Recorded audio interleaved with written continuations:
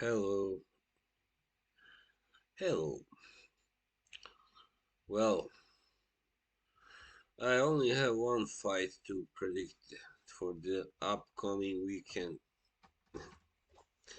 and that is a rematch of a pretty big fight that happened, earlier this year.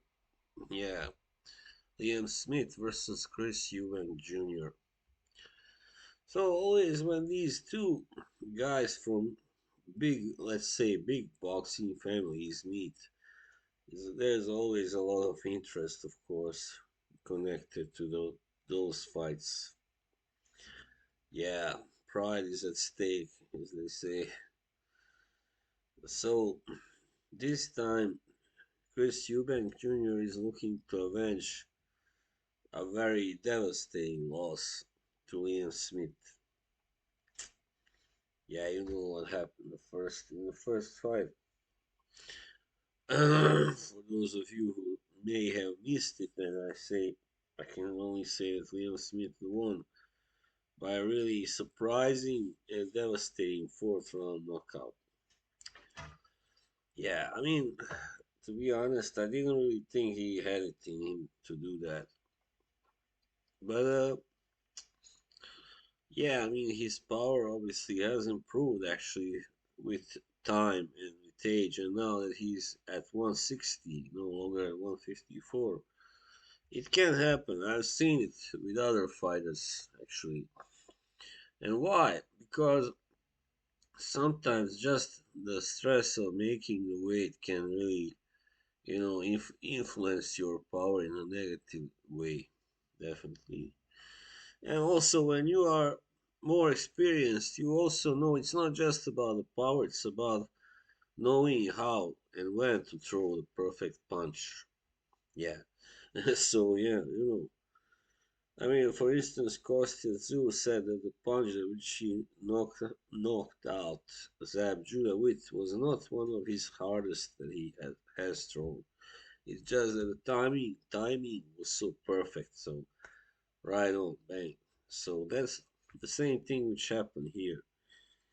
Yeah, Smith just happened to land at the perfect time with the perfect kind of punch. Of course, there was talk about this elbow, I don't know really. I mean, it probably did kind of land, but Eubank now claims that that was what really put him out, not the punches, but the left hook, or yeah. But I don't know really. I mean, he didn't really complain about it until after, several days after that fight, I think, because you know, I don't really know. Maybe he didn't know that it was the elbow that hit him, but I think you probably know always if it's not the glove or but the elbow when somebody hits you hard with his elbow.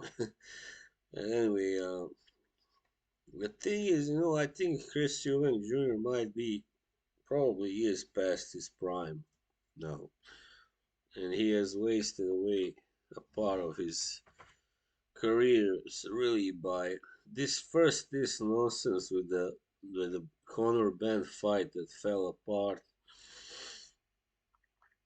all that stuff.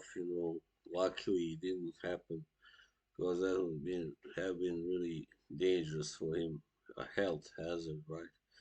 So he's now getting on. He's gonna be 34 in September the 18th.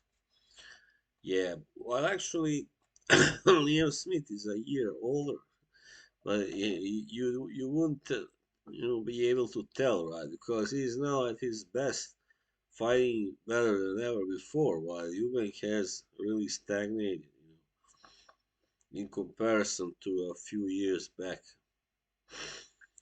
Yeah, I mean, Eubank has always also been, pretty good puncher, uh, good power. Sorry, good power and all that, but maybe not really the kind of guy that usually wins by knockout in a big fight. No, but still a guy who can hit pretty well and clean with accuracy and all that, authority, as they say. But the same can be said, of course, for Liam Beefy Smith. You know, I think at 154, his power was all right. Wasn't really that great. I mean, he wasn't a knockout machine or anything. He usually did it. When he did stop his opponents, it was by like after a you know a prolonged beating, let's put it that way, or sustained damage over several rounds. So yeah, but now yeah, lately he knocked out that guy Hassan Kimio and also into 4 rounds, and yeah, it just looks like he just found his power, and yeah, he has fallen in love with with the knockouts. To put it that way. Yeah, he's 35. He turned 35 in July. All right. Yeah, I mean, that was his last fight before the Eubank fight, and the Moaquinho one. All right. Jesse Vargas, he also stopped Anthony Fowler. Yeah, Sam Harrington. All right. I think aside from Leon Williams, uh, Eubank, of course, is, I mean, ahead of Liam Williams. Eubank is his best win, and the only really good win aside from Liam Williams that he has. Really. Of course, Jesse Vargas is a good win, but only in name, because by then he was no longer, at his best anymore, Vargas. So it's still a good achievement that Smith managed to stop him eventually. But I don't think so. I don't think Vargas was really that good anymore. I mean, yeah, that relevant anymore by that time. And you might say he was always slightly overrated. Anyway, so Eubank just has to really, I mean, be patient in this fight and not try to just knock out Smith.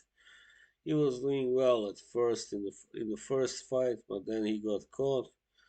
He must just avoid, that, and but he mustn't be too cautious. I mean, he must do enough to at least impress the judges to win. If not, if he doesn't manage to stop Smith, whether or not he can stop Smith, I don't know. I mean, Smith has only been stopped by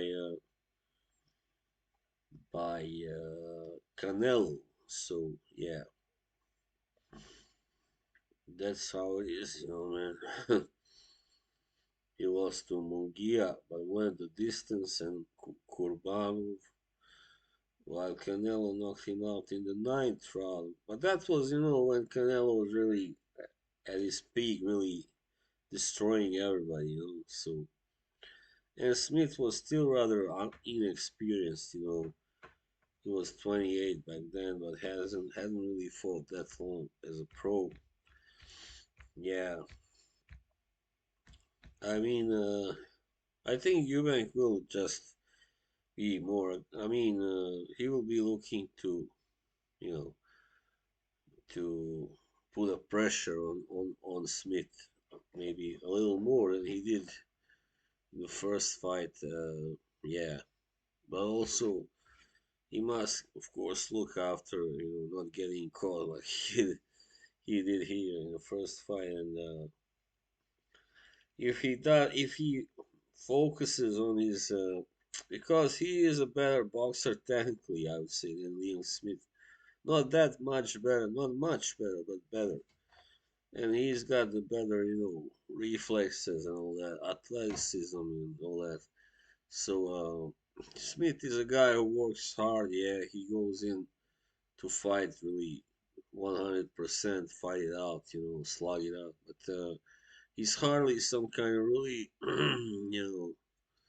physically or athletically, supreme kind of specimen or whatever, fighter. So Eubank has the advantage there. Yeah,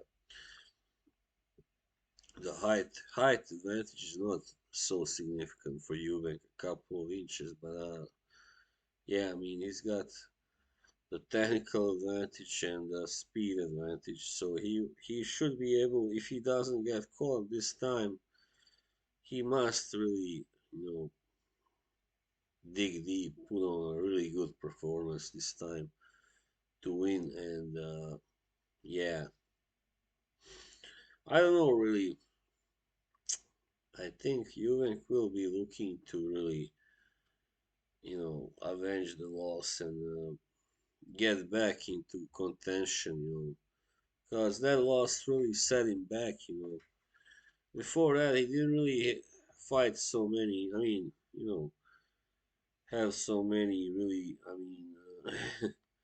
significant fights, I mean, yeah, he fought Liam Williams. Yeah, that's true, but that's all. I mean, 2021 he had two fights. 2020 against some unknowns, and in 2020 he had none. So yeah, his last really,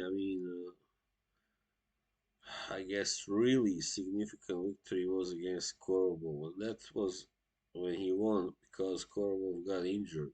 His shoulder got injured. He had to quit, and yeah, that was by a fluke. He had actually lost the first round on all scorecards. There, you think. Before that, he beat James DeGale, who was at the end of his career, and yeah.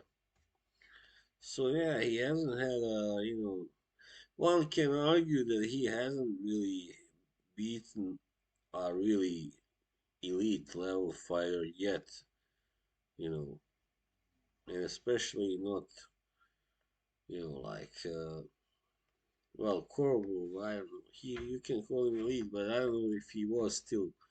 As I said, he got injured, So yeah, and Liam Smith, ironically, the only elite level fighter he beat is Eubank himself, So they are about equal there, I mean, but the big difference was the motivation. I think in the first fight, Smith had really enormous motivation to win, obviously, and Eubank, thought, oh, I'm just going to outbox him. He's gonna play with him and win easily, maybe even knock him out, and that's what happens then. Like with Joshua in the first Usyk fight, he looked so damn overconfident, and then he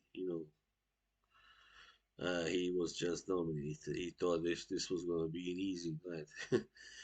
So now I think Eubank knows better. He will be prepared, and so I think there is a chance he might win this time. But still, I mean, Leon Smith is a guy who never quits. Of course, there is no quitting in him. So yeah, it's pretty hard to predict the outcome.